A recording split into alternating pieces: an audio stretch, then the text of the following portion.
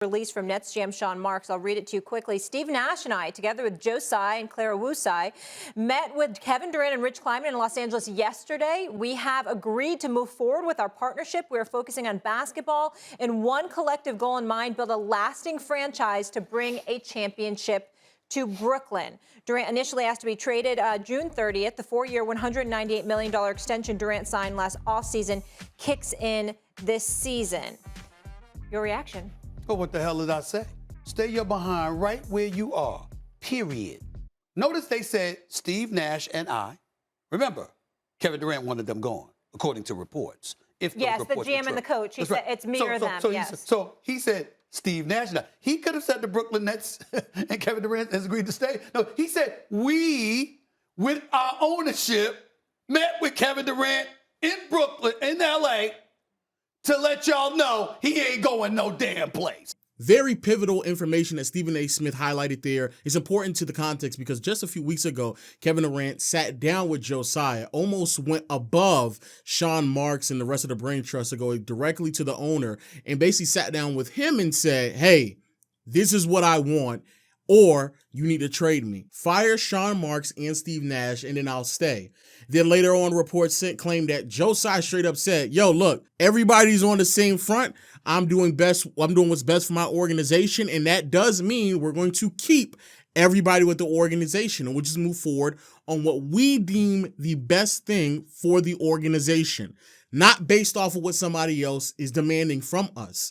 So because of that, it is very key and pivotal that Sean Marks highlighted, hey man, I was there, and Steve Nash sat down. And you know what got told to Kevin Durant? We're not going anywhere.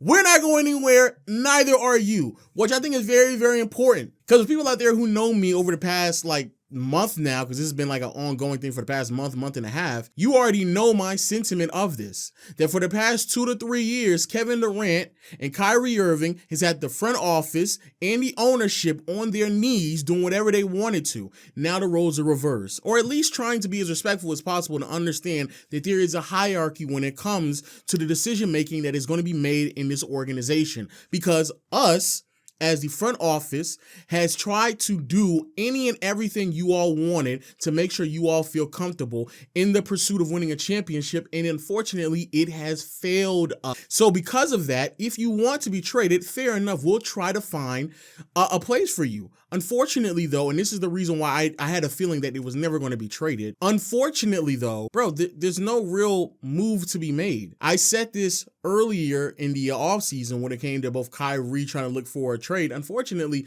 in this type of situation, when he was seeking a max contract, there just aren't that many teams available and prepared to throw a max contract to a player like Kyrie Irving. And there certainly wasn't going to be enough teams that would be prepared to add someone like Kevin Durant on their roster either. The amount of money you have to push aside, the amount of assets and draft picks that you have to get together to make a comparable deal, an offer to Kevin Durant from the Brooklyn Nets, bro, it's hard to believe that teams just like that have the ability and flexibility to do so. Over the past 2 days, you had the Memphis Grizzlies saying they're interested, but claiming, at least from Shams, that they were not going to release Jaren Jackson Jr., Desmond Bane, nor John Morant.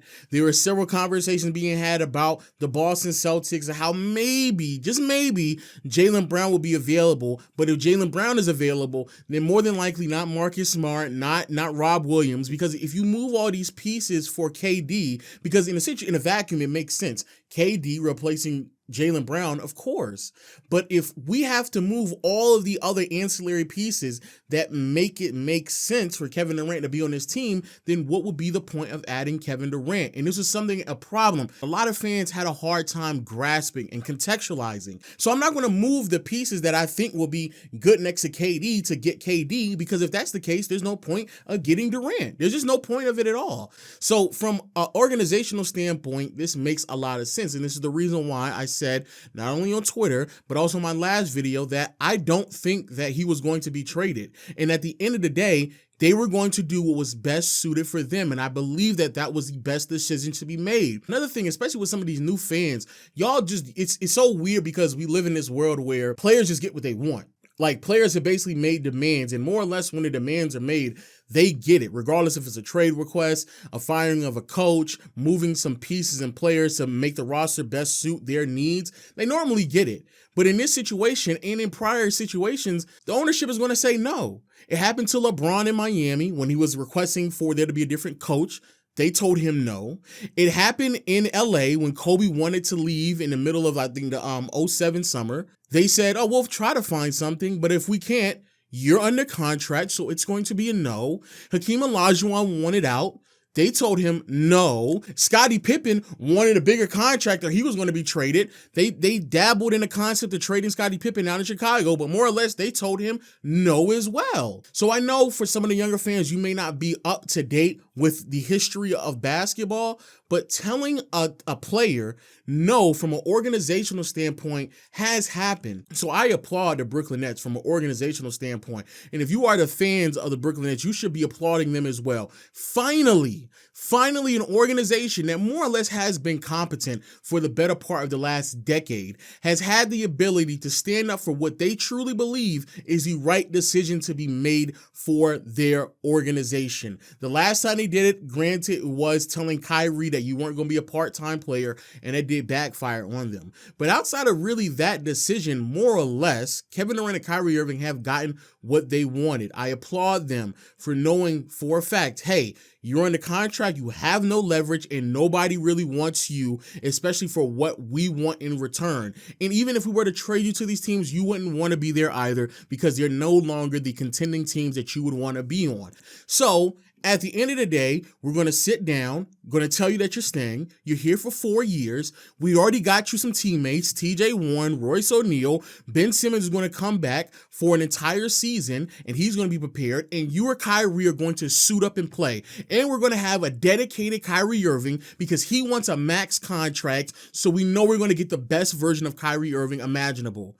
This is... And I mean very serious. Outside of Kevin Durant going on the Warriors or maybe the Phoenix Suns, if we're being honest with ourselves, him staying with the Brooklyn Nets was honestly one of, if not the best scenarios for him from a team standpoint. Now, do I still think they should fire Steve Nash? Of course, because Steve Nash is not he hasn't proven to me that he's actually a quality coach. But still, I applaud the Brooklyn Nets front office for getting off their knees, having some respect and dignity for their roles and responsibilities as an organization, taking back control and sitting everybody down and explaining to them, this is what we're doing moving forward. At the end of the day, I truly don't believe that this is a horrible situation if you're KD.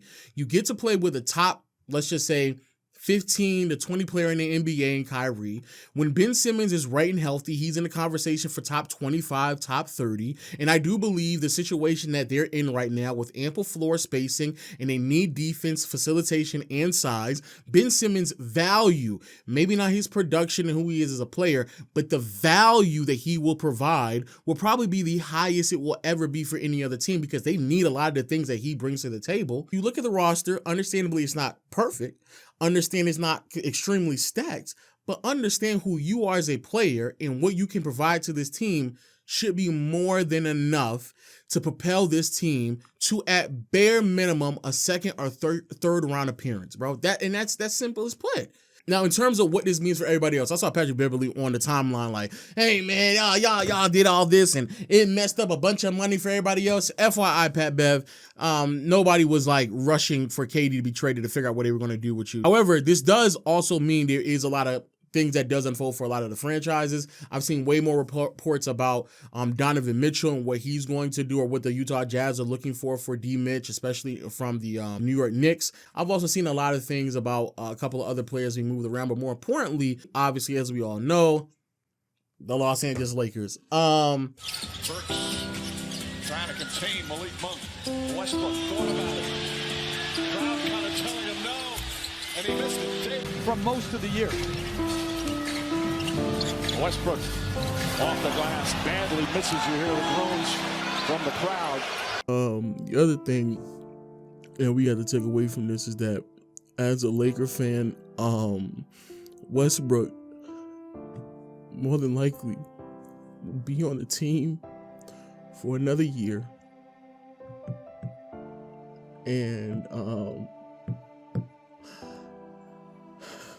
oh man, yeah, but Kyrie is off the table, and us as Laker fans, we have to stay strong because Westbrook more than likely will be on the team. The rest of the roster looks like an expansion team. It's just AD, LeBron, and an expansion team. That's all it is. And we just have to like watch another year of bricks and no championships, barely make the play-in.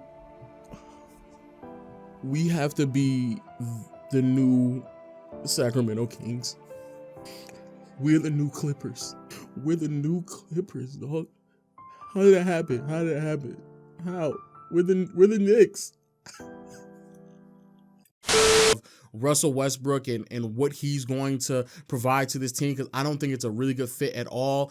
And if Kyrie is no longer on the table to be moved, then outside of the Pacers, potentially, I don't really see that many teams that are willing to move off of their pieces just to give the Lakers an adequate or quality return for Westbrook, even if it is just one or two rotation pieces. I know there are a lot of conversations being had about Buddy Hield right now, and I think that's fair, but even that, I don't think that it's enough, especially with the hit that the roster has had over the past, really like 18 months now. The lack of depth in players that the Lakers have lost is pretty sad. Now, what does this mean for Kevin Durant and Kyrie Irving and the Brooklyn Nets moving forward? Like I stated before, I do believe that the Brooklyn Nets have the ability to be a second or third round exit team making the conference finals. I do not believe that this makes them a contender. I don't think they're going to win a championship. Now, unlike a few other people like Stephen A. Smith, I don't think highly of Kevin Durant's play, especially in the Eastern Conference that features Giannis Antetokounmpo and the Sixers team that features both Joel Embiid and James Harden. I just don't think that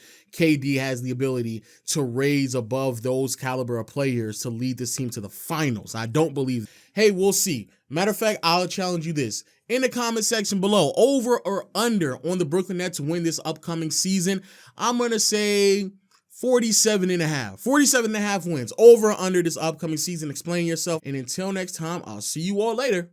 Peace.